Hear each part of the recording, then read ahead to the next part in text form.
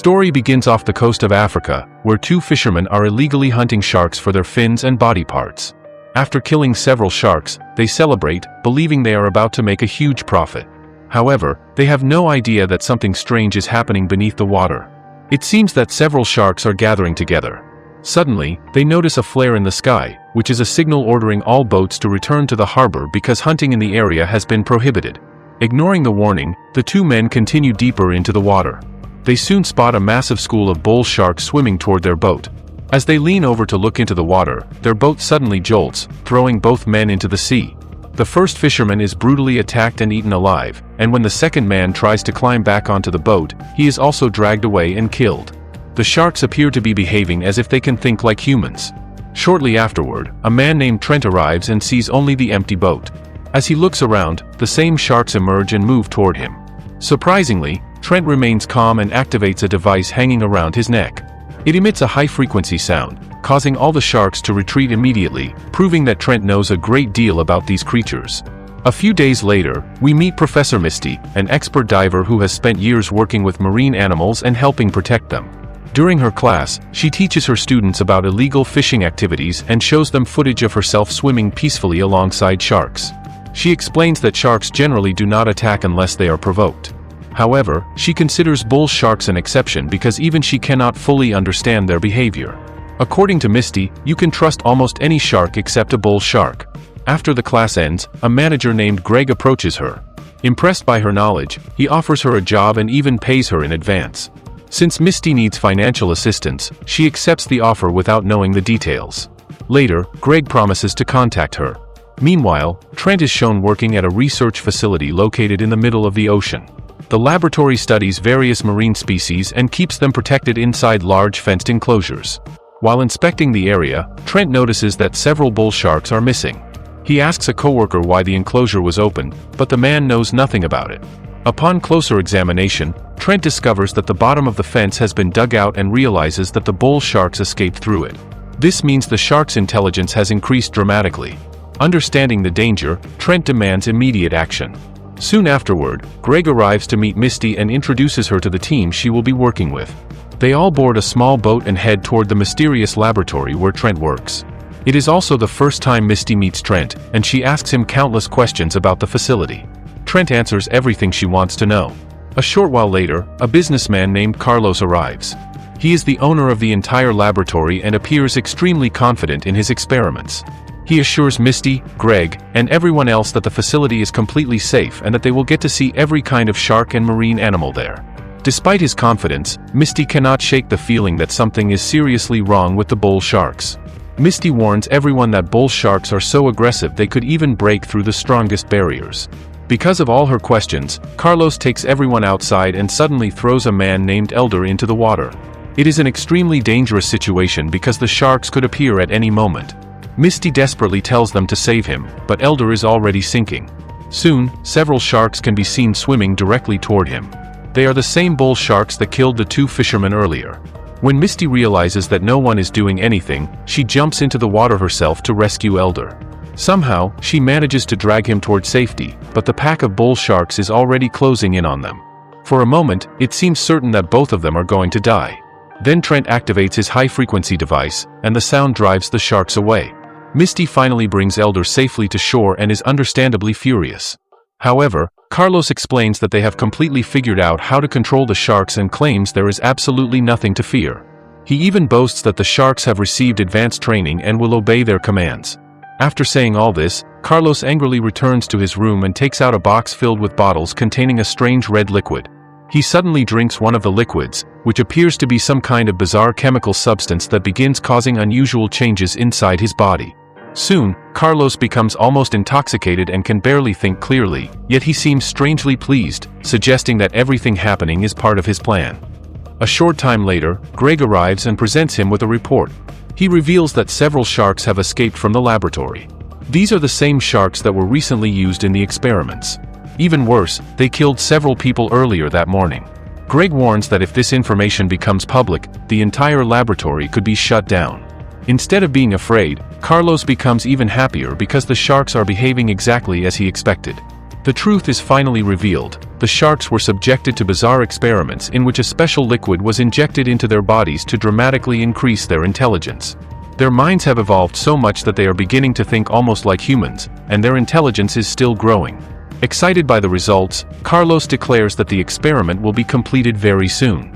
Afterward, however, all the sharks will have to be killed so that no evidence remains. As Carlos is explaining this to Greg, a shark outside the room watches everything through a glass window. Although it cannot hear their conversation, the mutation has made it intelligent enough to read Carlos's lips. It now understands the entire plan, and it seems inevitable that the shark will eventually rebel. Completely obsessed with his experiments, Carlos later gathers everyone together to demonstrate his latest project. He even includes 2 researchers named Leslie and Daniel, hoping to get their assistance.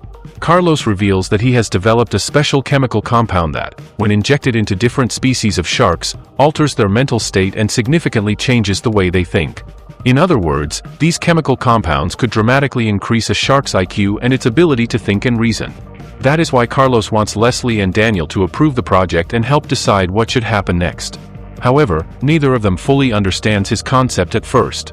To prove his point, Carlos decides to demonstrate it himself. He asks Trent to inject one of the sharks with a mysterious liquid. After receiving the substance, the shark initially behaves completely normally. Everyone assumes the liquid is harmless and may simply make the shark stronger and more advanced. Carlos then reveals his real goal.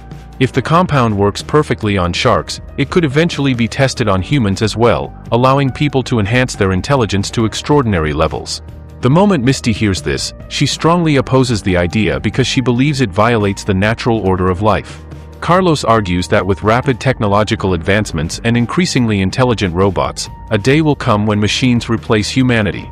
He believes it would be better to use the chemical to improve human abilities before that happens.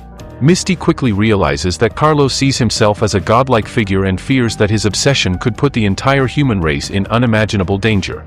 Disturbed by everything she has learned, she goes to speak with a worker named Josh and asks him to tell her the truth about the experiments and how the liquid affects the sharks. Although frightened, Josh explains that the sharks' brains have become much more advanced. Their vision is sharper, and they can think almost like human beings. He also reveals that Carlos has been consuming the same chemical himself to observe its effects. By this point, Misty is convinced that Carlos has completely lost his mind and is carrying out illegal experiments inside the facility. As they are talking, the shark that received the liquid suddenly becomes extremely aggressive and starts slamming itself against the massive laboratory enclosure. Carlos and George are stunned by its behavior and cannot understand why it is acting this way.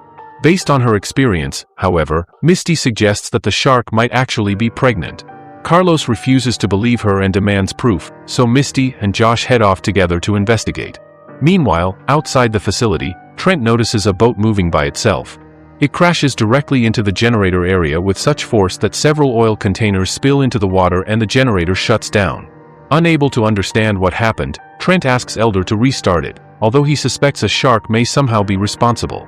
At the same time, Josh sedates one of the sharks and reaches inside its mouth to collect a sample. Everything appears to be going perfectly until the shark's eyes suddenly begin moving. George immediately pulls his hand back because the shark had never behaved like this before. The shark suddenly snaps its jaws shut, and if his hand had remained inside, it would have been completely crushed. Terrified, they rush out and release the shark back into the water. At that exact moment, a massive explosion erupts in the generator area. The spilled fuel catches fire, and a short circuit causes the entire facility to lose power.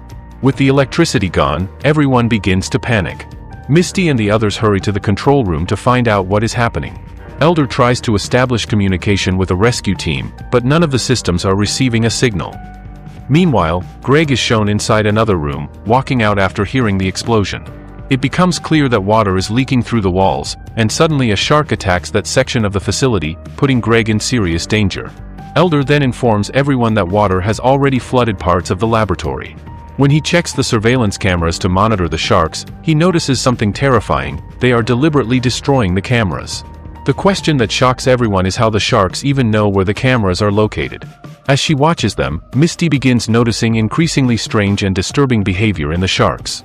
Misty had never seen anything like this before. The sharks were circling around the entire laboratory in coordinated groups as if they were deliberately hunting their prey. The most shocking moment comes when Misty sees Greg's lifeless body floating in the water. The sharks had already attacked and killed him. Everyone is horrified and realizes that they are completely trapped inside the laboratory. However, Misty notices something strange about the bite marks on Greg's body. The wounds do not look like shark bites at all. Instead, they resemble the bites of tiny piranha-like fish. At that moment, Misty pieces everything together. The shark that was experimented on had become pregnant and already given birth. The baby sharks are heavily mutated and can attack in swarms at incredible speed. The situation has become so dangerous that they know they need to call a rescue team and escape before the laboratory collapses. No one knows how much longer the facility can hold together. When Carlos learns about this terrifying development, he suggests that they reach the roof and send a distress signal so the Coast Guard can find them. Unfortunately, the doors leading upward are completely sealed, meaning someone has to swim through the flooded sections to get there. Misty volunteers immediately, but Trent refuses to let her go. He insists that he should do it because he knows the facility better than anyone else. As they argue, the others continue panicking. Suddenly, they realize that one of Trent's coworkers has already gone outside. Everyone watches him, but then a shark suddenly attacks. Fortunately, its strike misses, and the man is merely knocked unconscious and begins sinking.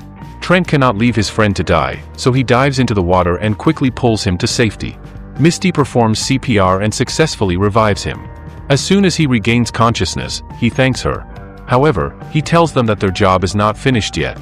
The moment he heads back toward the water to retrieve some equipment, the same shark that had been injected with the chemical leaps out and bites off his entire head. The shark has become so aggressive that it kills its own trainer without hesitation. The horrific scene unfolds right in front of everyone, and they can barely believe what they have just witnessed. They now see Carlos's experiment as something monstrous that has transformed ordinary sharks into deadly creatures, and those very monsters are about to become the cause of their deaths. Even Carlos finally realizes that they have no choice but to escape. He agrees with Misty that all the sharks must be destroyed. Just as they start moving, water begins flooding the entire laboratory. The pressure has become so intense that several chambers break apart. The powerful current separates everyone into different sections of the facility. Misty and Trent end up in another area and struggle to seal the flooding section. After a great deal of effort, they manage to shut the door. Elsewhere, Daniel is desperately searching for his wife, Leslie, who has been knocked unconscious somewhere in the facility. In another chamber, Elder and George are also trying to make their way through the flooding corridors. Carlos is alone and begins feeling increasingly weak. Believing it might give him special abilities, he drinks more of the red liquid. As he continues moving through the facility, he suddenly runs into Misty and Trent. Carlos tells them that they need to escape and alert the Coast Guard. He knows of an area that can be reached easily, so Trent and Misty decide to follow him. Meanwhile, Daniel enters another chamber while searching for his wife and notices movement in the water. At first, he thinks it is his wife, but it turns out to be the baby sharks. The tiny creatures immediately rush toward him and try to attack. Thinking quickly, Daniel grabs an iron pipe and pulls himself up, hanging above the water. Since he is now out of reach, the baby sharks cannot jump high enough to get him. After trying for some time, they finally swim away, and Daniel climbs down and continues looking for his wife. The baby sharks then head toward Elder and Josh. The moment Josh sees them, he warns Elder, and they rush into a nearby room. Elder quickly climbs onto a bed, but Josh is left below and shuts the door behind him. For a moment, it seems like he might survive because the sharks cannot break through the door. However, the water pressure is so intense that water starts pouring through the gaps. The entire room floods, and the baby sharks swarm Josh, biting and eating him alive. Elder can do nothing but watch in horror as his friend dies right in front of him. As Carlos, Trent, and Misty continue moving through the facility, they enter another chamber. Suddenly, Carlos shuts the door. Trent manages to get through, but Misty is trapped on the other side. Furious, Trent demands that Carlos open the door. Carlos coldly admits that he does not want Misty to survive because she knows everything about his illegal experiments and could expose him. Enraged, Trent punches Carlos and desperately tries to open the door, but it is completely locked. Misty is helpless, but Trent signals to her that he will go find help and tells her to gather the others in the meantime. Elsewhere, Daniel is still searching for his wife, Leslie. He finally spots her in another chamber, separated by a locked door. Leslie manages to get out of her area and sees her husband, but Daniel notices movement in the water once again. The baby sharks have returned. Leslie runs toward the door, but before she can reach safety, the baby sharks catch her and brutally kill her. All Daniel can do is watch helplessly as his wife dies before his eyes. Meanwhile, Trent finally reaches the upper section of the facility and uses a satellite phone to contact the rescue team, asking them to come immediately. Elder is still trying to survive by floating on a small airbag, but the baby sharks appear once again and knock him into the water. Fortunately, he manages to swim away and escape. A few moments later, Elder spots Daniel nearby. After losing his wife, Daniel no longer wants to live. He has completely given up hope. However, Elder tries to encourage him, telling him that they will escape together and that he just needs to stay strong a little longer. Eventually, Daniel agrees and continues moving forward with Elder. By this point, the entire base is rapidly filling with water, and everyone knows that it will sink within minutes. They also understand that remaining in the water means the sharks will definitely attack them. Meanwhile, as Misty moves through another section of the facility, she suddenly comes across Elder and Daniel. Both men are relieved and happy to see her. Misty quickly explains that they need to get to the upper levels. As she leads them forward, she knows the sharks will eventually come after them. To defend themselves, she grabs a welding machine, believing its flames and sparks might scare the sharks away. Soon, the water starts moving again, signaling that the mutant sharks have returned. Misty immediately tells Elder and Daniel to keep moving while she stays behind.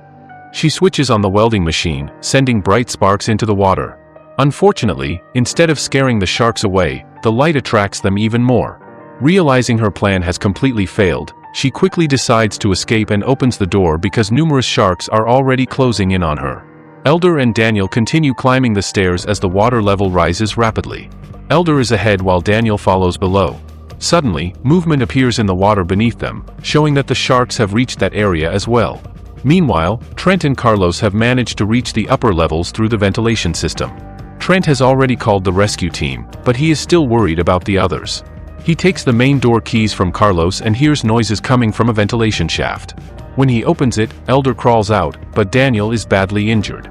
By the time they pull him up, half of his body has been eaten by the sharks, and he dies. Moments later, Misty unexpectedly emerges from the water alive. Just as she reaches safety, a giant bull shark charges at her, but she barely escapes. When Misty learns that Daniel is dead, she blames Carlos for causing this entire disaster. Soon, a rescue drone arrives, giving everyone hope, but a shark suddenly leaps out of the water and destroys it, leaving them trapped once again. Trent then reveals that there is a motorboat nearby and that it is their last chance to survive. As they swim toward it, Elder suddenly disappears underwater. A shark appears in front of Misty and Trent but ignores them and instead attacks Carlos. Another shark then kills him, seemingly taking revenge for his experiments. Misty and Trent make it onto the boat and use flare guns to kill the attacking shark. Elder eventually resurfaces unharmed and climbs aboard. Before leaving, Misty warns that some sharks may still be alive. Trent then activates a bomb that Carlos had planted to destroy all evidence. The entire research facility explodes, and they believe the nightmare is finally over. However, days later, tourists are shown swimming at a beach, while beneath the water the mutated sharks and their offspring are still alive and preparing to attack again. This is how our story ends here.